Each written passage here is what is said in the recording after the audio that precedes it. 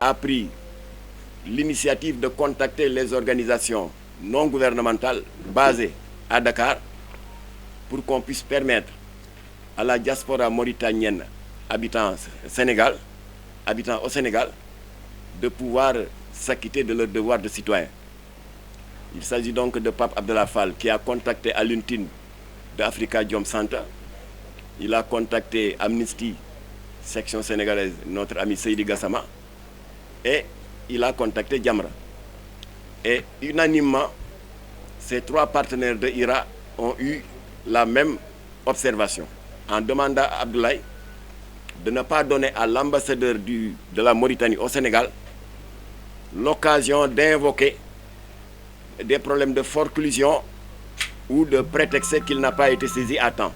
Alors effectivement, il a été saisi à temps par correspondance dans le respect des délais prévus par le code électoral, pour lui dire que nous, Mauritaniens, habitants Dakar, nous voulons, contrairement à ce qui s'est passé en 2019, avoir un bureau de vote. Un bureau de vote n'est pas compliqué. Il n'y a rien à construire, il n'y a rien à bâtir. Il suffit simplement de mettre les locaux, un ou deux bureaux de l'ambassade de la Mauritanie au Sénégal à la disposition de ceux qui doivent organiser les élections. Et chaque candidat devrait avoir son mandataire. Donc tout a été expliqué dans la correspondance. La correspondance lui a été remise dans les délais, avec décharge et accusé de réception. De dilatoire à dilatoire, jusqu'au dernier moment, l'ambassadeur de la Mauritanie au Sénégal n'a pas daigné mettre à la disposition des Mauritaniens habitants au Sénégal un bureau de vote. Ce qui a causé un grave préjudice, un douloureux préjudice au candidat à la présidentielle Biram Dahabet, pour la bonne et simple raison. 40 000 Sénégalais, 40 000 Mauritaniens habitant au Sénégal ont été privés de leur droit de vote. Et des exemples comme ça, on peut en définir, on peut en expliquer à l'infini. Voilà, donc il nous fait l'honneur, nous, Sénégal, à travers Jamra, de nous prendre comme première étape de sa tournée internationale de dénonciation de l'arbitraire de ce régime en place, de dénonciation des irrégularités et du coup de force électoral dont il a été victime pour la troisième fois. Et sans plus tarder, comme on le dit en Wolof, nous allons donc lui laisser la parole pour qu'il puisse vous donner les tenants et aboutissants et son analyse des résultats de la présidentielle du 29. Mais je ne saurais terminer sans m'adresser à votre délégation pour leur dire qu'au nom du bureau exécutif de Jamra, nous souhaitons la bienvenue. Nous sommes très contents de votre venue à notre siège, en accompagnant surtout notre frère Biram Dahabet. Et nous vous réaffirmons ici que le protocole que nous avons signé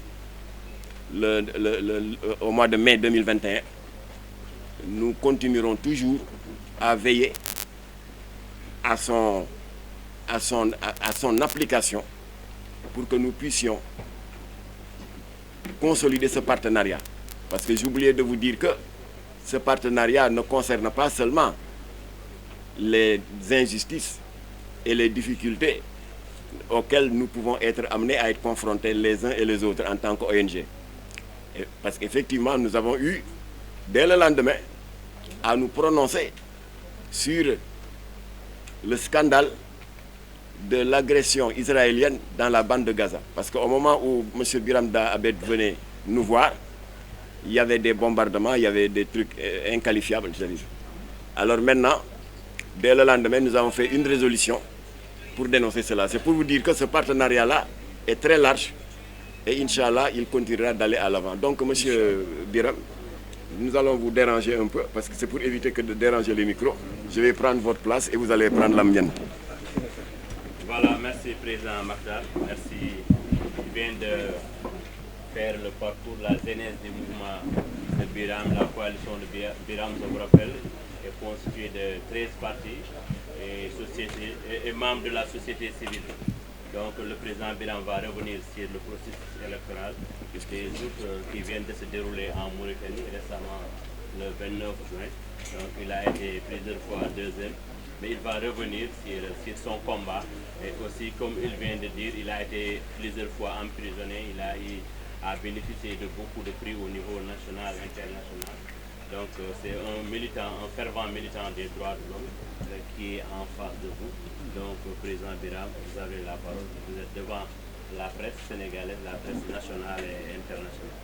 Merci. Alhamdulillah. Wassalatu wassalamu ala rasulillah. Je remercie mon collègue, le président Gueye. Je remercie l'organisation Jamra. Je remercie les membres, dirigeants et les militants, mais aussi les militantes de IRA Sénégal, donc notre section ici au Sénégal. Je remercie les journalistes qui sont venus ici nombreux, de leur présence, de leur intérêt. Et de prime abord, je voudrais me féliciter et souhaiter davantage de coopération entre les gouvernements sénégalais et le gouvernement mauritanien. Quelle que soit ma position, hostile à ce titre à l'illégitimité du gouvernement mauritanien, je suis dans l'optique de souhaiter et d'agir dans le sens que nos deux gouvernements travaillent dans le sens de la concorde, de l'intégration, de l'entente pour soulager les problèmes de nos deux peuples interdépendants. Car je pense que le peuple sénégalais et le peuple mauritanien sont des peuples interdépendants. Donc j'invite aussi tous les gouvernements sénégalais et mauritaniens à aller davantage dans la concorde, dans l'intégration, dans la collaboration. Et j'invite les oppositions de part et d'autre, l'opposition sénégalaise et l'opposition mauritanienne, à agir dans le sens de prendre compte de la sensibilité des relations entre les deux pays. Car il y a des antécédents, et des antécédents graves et dangereux qui ont porté préjudice à nos deux pays, à la quiétude des Sénégalais de Mauritanie et des Mauritaniens du Sénégal. Donc, je voudrais que, quel que soit le cas de figure, que toute la classe politique, opposition ou pouvoir dans les deux pays soient tous sensibles à cette situation. Car de cette situation, de cette position, bénéficie d'abord le peuple.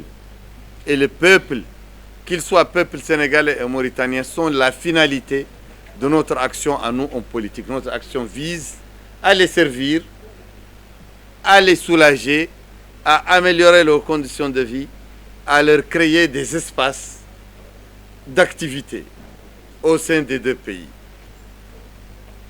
Deuxièmement, je voudrais confirmer la lutte dure que nous avons menée contre les anachronismes, contre l'esclavage domestique et d'État, contre le racisme domestique et d'État en Mauritanie.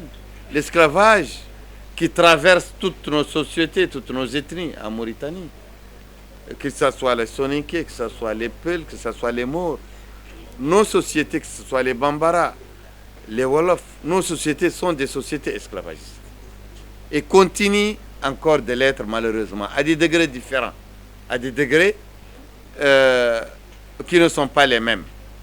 Donc, la lutte contre l'esclavage n'est pas circonscrite comme l'ont fait les élites panafricaines des années 60, des années d'indépendance, et les Afro-Américains des années 50, 60 et 70.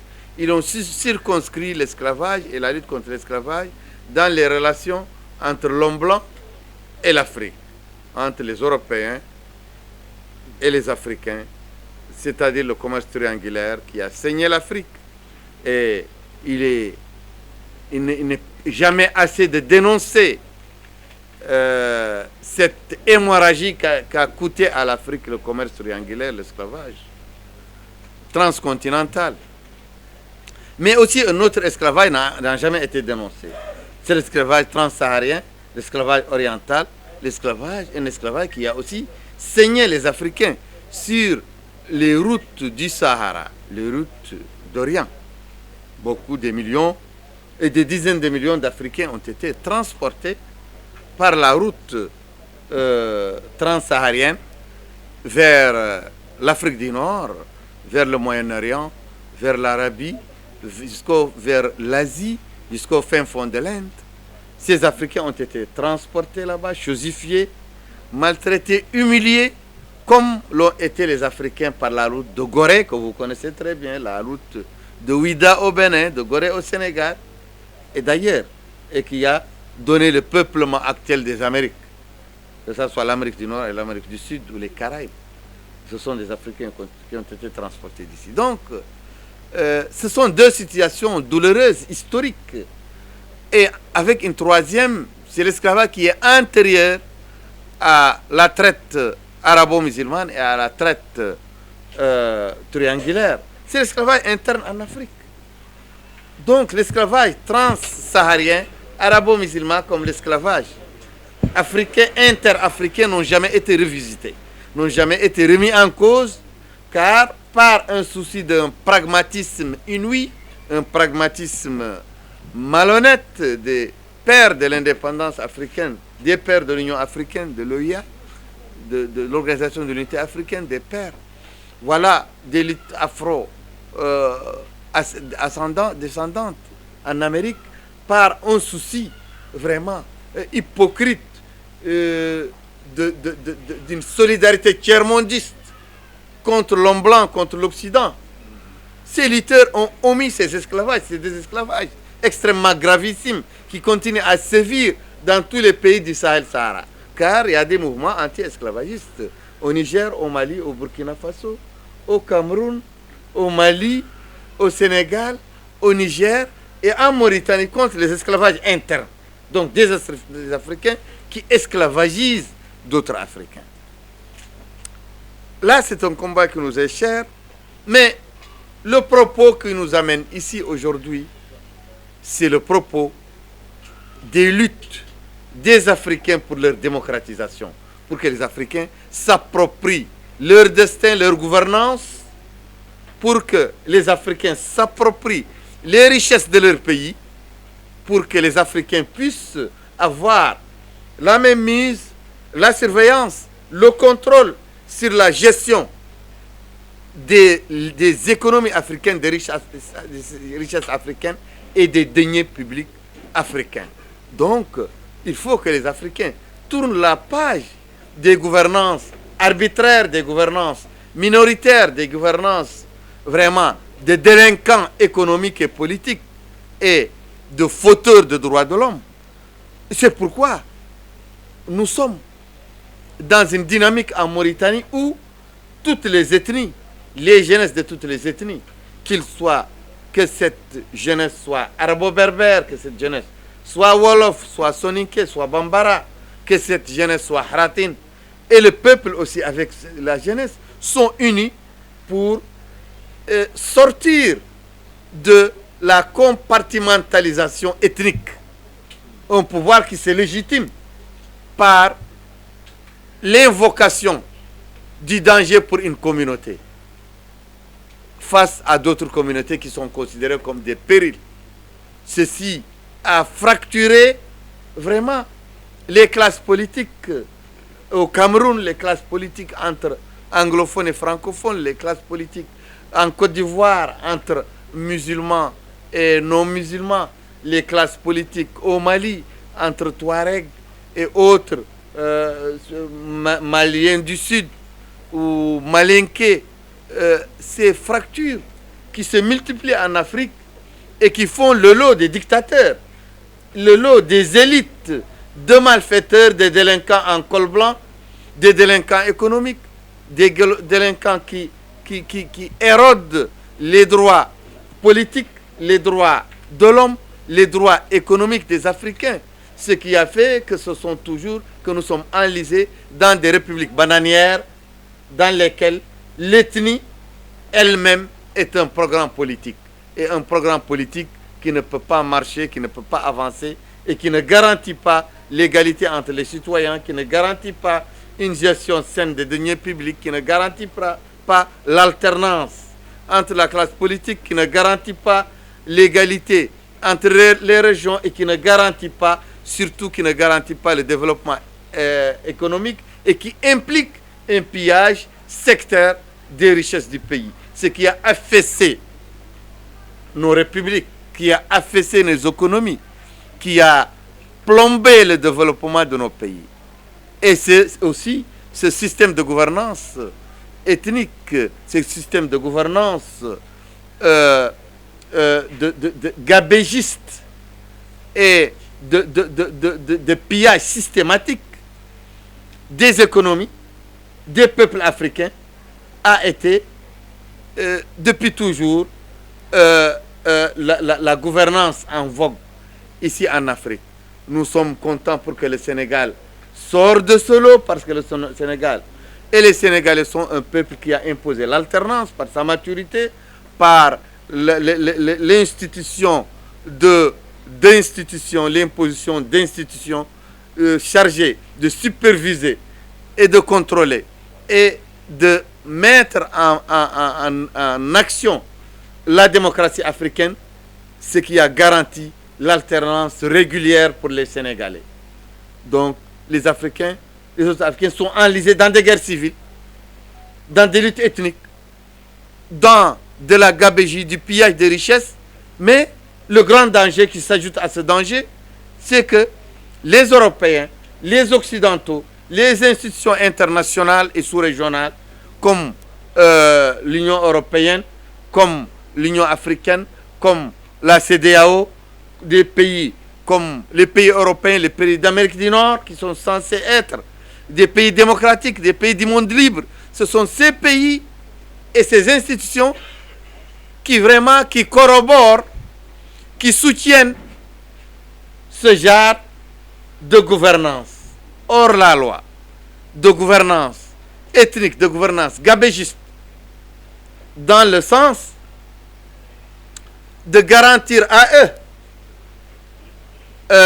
les intérêts économiques, politiques et sécuritaires au détriment du choix du peuple, de l'intérêt des peuples africains. C'est pourquoi la présence de l'Occident dans notre sous-région du Sahel-Sahara bat de l'aile.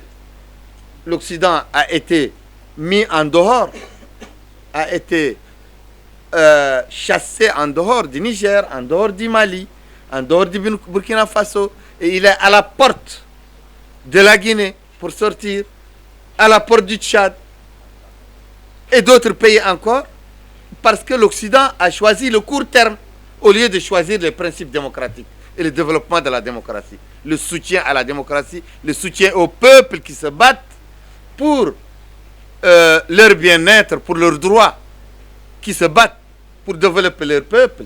Donc, l'Afrique maintenant est entre deux fers, est entre le marteau et l'enclume. Il est entre le marteau des dictateurs voyous, délinquants économiques avec leurs bandes de pillards, de voleurs et d'élites sans aucune intégrité, sans aucune moralité, sans aucune dignité, d'une élite d'hypocrites, de menteurs, de voleurs et de pilleurs. Elle est entre l'enclume de l'émigration vers l'Occident, l'émigration vers l'Europe et vers les États-Unis.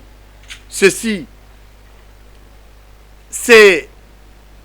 deux paramètres sont les paramètres qui sont en train vraiment d'endeuiller l'Afrique. L'immigration, nos jeunes, la crème de la jeunesse africaine est en train de mourir dans la mer, en train de périr. Combien de foyers sénégalais, combien de villes, de villages sénégalais ont perdu des enfants dans la mer? Combien de foyers mauritaniens de foyers guinéens, de foyers gambiens. Et la liste est longue.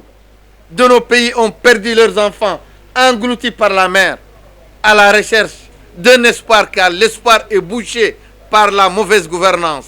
L'espoir est bouché par le pillage des richesses, le pillage de notre élite corrompue avec les multinationales occidentales qui pillent nos richesses et qui imposent leur forme de démocratie viciée, de fausse démocratie et d'élections fausses.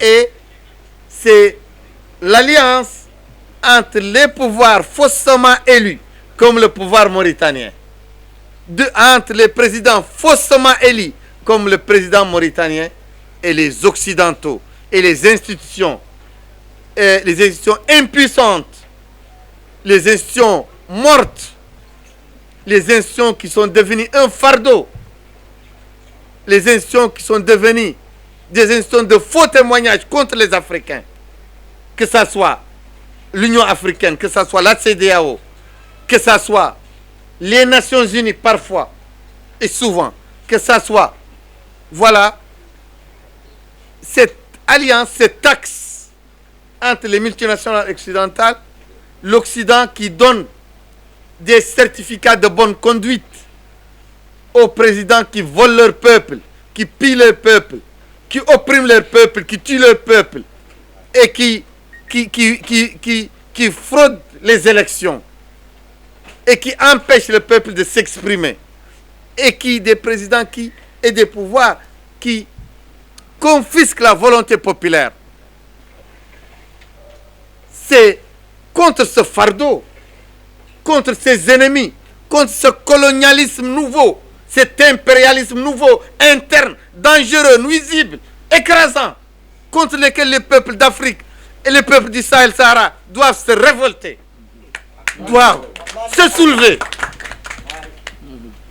C'est ça notre combat. Notre combat n'est pas un combat d'un peuple contre un peuple, un combat d'une ethnie contre une ethnie, mais notre combat contre une seule race qui écrase les Africains, la race de ceux qui nous gouvernent par les moyens illégaux, les faussaires des élections, les faussaires des recensements, les faussaires des contrats avec les multinationales, avec l'Occident, les faussaires des tableaux économiques des Africains pour voler les Africains, pour les appauvrir. Notre combat est contre cette race qui est partout dans la majeure partie des gouvernements africains, sauf ceux qui acceptent, qui ont mis les mécanismes et qui ont garanti les mécanismes pour que le peuple s'exprime régulièrement pour choisir ses représentants, comme ce qui se fait au Sénégal, ce qui se fait au Nigeria, ce qui se fait au Ghana. Mais les peuples des autres pays africains, sous la coupe de l'arbitraire, doivent lutter, doivent chercher les moyens de se libérer, doivent mettre out, en dehors des cercles dirigeants, ces pilleurs, ces tricheurs. C'est pourquoi, comme l'a dit mon collègue Makhtar, oui, pourquoi l'Occident? Pourquoi l'Union européenne? Pourquoi les Nations unies? Pourquoi l'Union africaine? Pourquoi l'Organisation internationale de la francophonie?